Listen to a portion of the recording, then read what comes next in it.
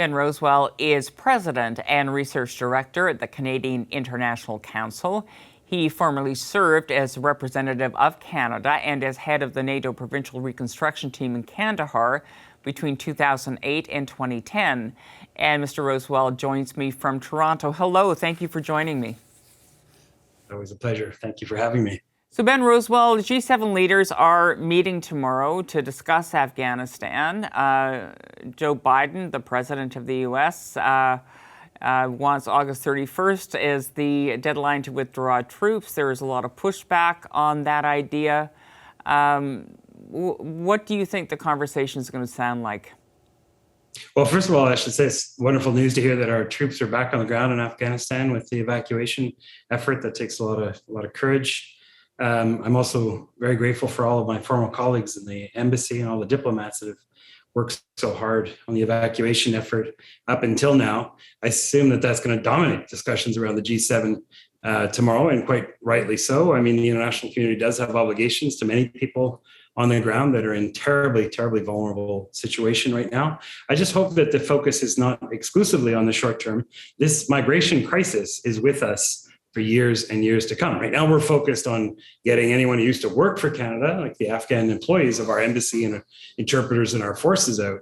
But everyone in Afghanistan is trying to leave that country, and they will continue to try and leave that country as long as the Taliban are in power. So we need to brace ourselves for potentially millions and millions of people leaving Afghanistan for other countries around the world, and all of the challenges that will place into our global. Okay, let's wrap our heads around that one, because if you're talking millions, we're talking actually hundreds right now from Canada's point of view. Obviously, the goal is to get up to 21,000 in total.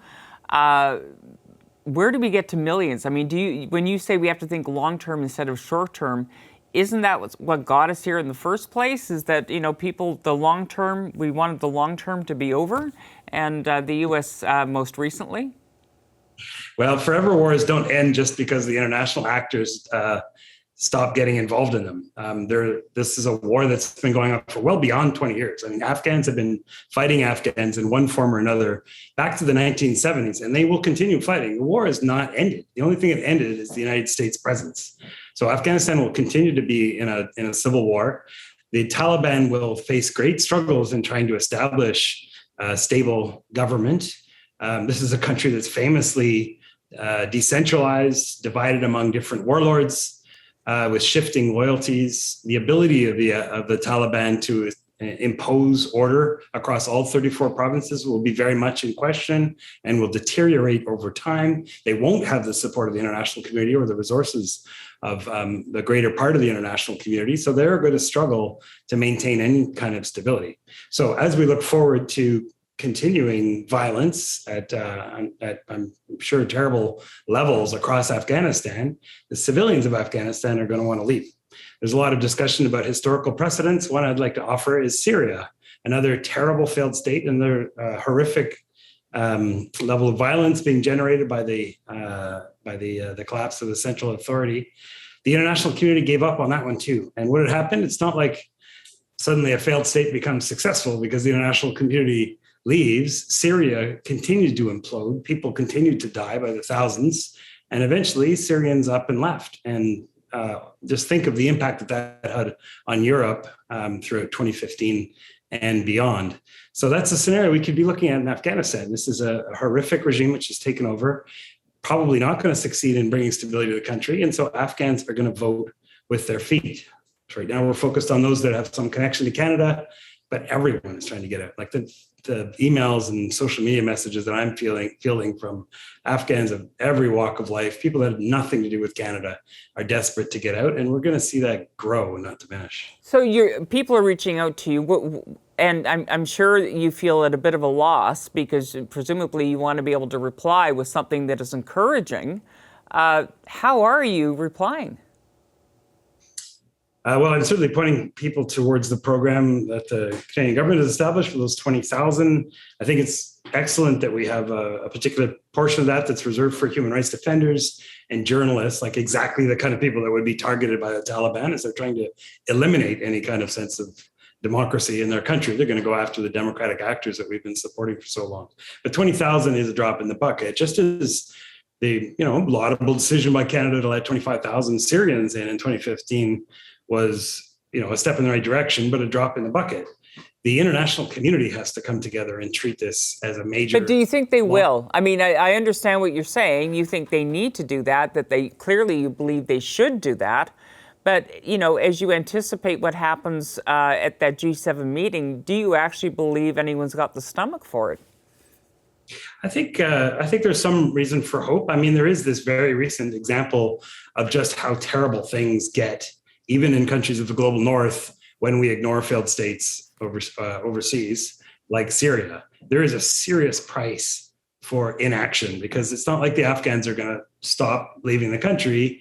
We might be a little isolated in Canada, but just think of all the countries that the Afghans might get to. We're already seeing doors closed in Turkey and elsewhere. But those are fresh scars from some very serious mistakes made over Syria that I hope will be animating the representatives of the G7 gathering. Tomorrow we have the Global Compact on Migration, which has come out with a series of excellent recommendations for how the international community can approach a major migration crisis like we saw in Syria, that's now probably repeating itself in Afghanistan, in a coherent and equitable and sustainable manner, which involves appointing a UN special envoy. It involves sorting out which destination countries there might be so you don't get disordinate impact on the neighboring countries. It involves money, obviously, to pay for all of those neighboring countries, and it requires some kind of collaboration from the Taliban as well in allowing its own citizens to leave. So there's already a blueprint out there put together by the likes of Lloyd Axworthy, who leads this global compact. There's the fresh experience of just how bad things go when political will is not generated.